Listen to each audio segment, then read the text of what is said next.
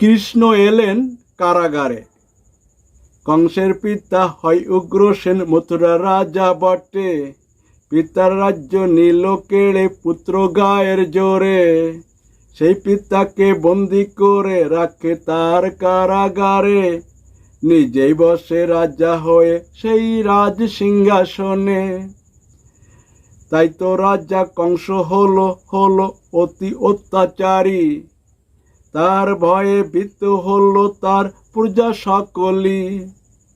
কংসের ছিল কাকাতো বোন দেবকী তার নাম।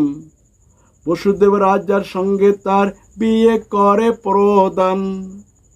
আকাশবাণী হয় শূন্যতে কংস শুনিতে পায়। দেবকীর অষ্টম পুত্র তাকে বধ করিবে নিশ্চয়। তাই তো কংস বোন বোনাইকে করতে চায় বধ। হাতের খড়গে চায় কাটতে তাদের মস্তক দয়। বসুদেব দ্রুত করে নিবারণ, শর্ত সাপেক্ষে তাহা। জন্ম মাত্র দিবে তুলে সন্তান কংসেরও নিকট। বোন বোনাই বন্দী হয়ে রহে কংসের কারাগার।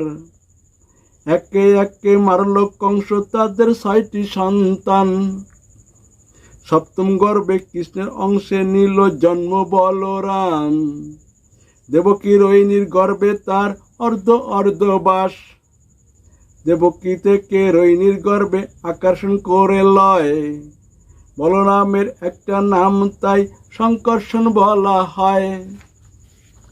ভাদ্র মাসের কৃষ্ণপক্ষের তিথি অষ্টমীর হয়। রোহিণী নক্ষত্র অর্ধরাতে কৃষ্ণ অবতীর্ণ হন। গায়ে অলঙ্কার আছে পোশাক চতুর্ভুজ রূপে।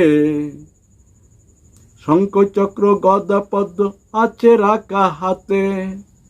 অবতীর্ণ হয়ে বলছে কথা পিতা মাতার সনে। কালো রূপে সেই কৃষ্ণ গারদ করে আলোকিত। ঝড় বৃষ্টি আরো বজ্রপাত চলছে সমান তালে।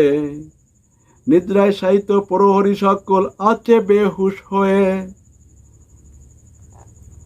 কারাগারের লৌহ কপট সবই গেল খুলে। বাইরে হয়ে যায় কৃষ্ণ বসুদেবের মস্তক পরে। বৃষ্টিতে যেন নাহি ভেজেন কৃষ্ণ কোনো মতে। অনন্তনাগ তাই ছাতা হয়ে ফনা ধরে উপরেতে। গভীর যমুনাতে হাঁটু জল কৃষ্ণের কারণে ঘটে। যমুনা পার হয়েন কৃষ্ণ লীলা করতে করতে। নন্দরাজের গৃহে কৃষ্ণ রহেন আপন মনে। যোগ মায়া থাকে গিয়ে কংসের কারাগারে। স্রষ্টা হয়ে কৃষ্ণ কেন অবতীর্ণ হন কারাগারে। ভক্তকে মুক্ত করতে কৃষ্ণ আসে ধরার মাঝে। এই পৃথিবী হয় কারাগার বুঝলে তোমরা সবে।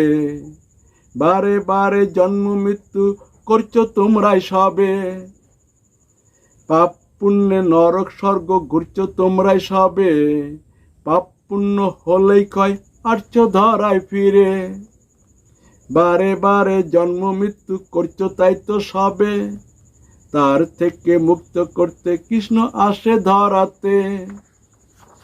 স্রষ্টা সৃষ্টি করেছেন দেহই আন্ধা বোকা। সৃষ্টির স্রষ্টা হন আত্মা, আত্মা জ্ঞানী সর্বদা। সেই দেহের জন্ম মৃত্যু আত্মার ইচ্ছায় ঘটছে। আত্মার নাই তো জন্ম মৃত্যু, তিনি অক্ষয় বটে। আত্মা ছেড়ে দেহে নেমে করছো যারাই বাস। তারাই থাকে জেলখানায়, দেহ জেলটা তাই। দেহ করছে সকল কর্ম তাই তো কষ্ট দেহের। আত্মা কিছুই করে না তো সেই তো সুখী বটে। দেহের কর্মই সকাম কর্ম কষ্ট ভোগের জন্যে। আত্মার কর্মই নিষ্কাম কর্ম থাকেন মহাসুখে। দেহ নামক জেলখানা আত্মা হলো জেলার। দেহ ছেড়ে আত্মা গেলে মুক্তি হবে সবার। দেহের দাবি করলে তুমি যেতে হবে জেলে। আত্মার দাবি করলে তুমি তবেই মুক্তি পাবে। দেহ ছেড়ে আত্মা যেতে কৃষ্ণের কৃপা লাগে। কৃষ্ণের কৃপা আছে রাখা দেখো গীতার মাঝে। তাই তো কৃষ্ণ জন্ম নিলেন জেলখানায় এসে, জেল থেকে মুক্ত করে নিলেন নিজের কাছে। কৃষ্ণ তাই তো স্রষ্টা বানায় সৃষ্টি থেকে তুলে, জন্ম মৃত্যু থেকে মুক্তি কৃষ্ণের কৃপায় ঘটে। কৃষ্ণের কৃপা আছে রাখা দেখো গীতার মাঝে। গীতার জ্ঞানে কৃষ্ণ হইবে রইবে কৃষ্ণের কাছে। তাই তো গীতা করছে বন্টন অমৃত সবার মাঝে। জ্ঞানী নিচ্ছেন লোপে তা বুক্কা ত্যাগ করছে। অমৃত পান করে জ্ঞানী অমৃত লাভ করছে। সেই অমৃত পেলে বুক্কারা বিষ ভক্ষণ করছে।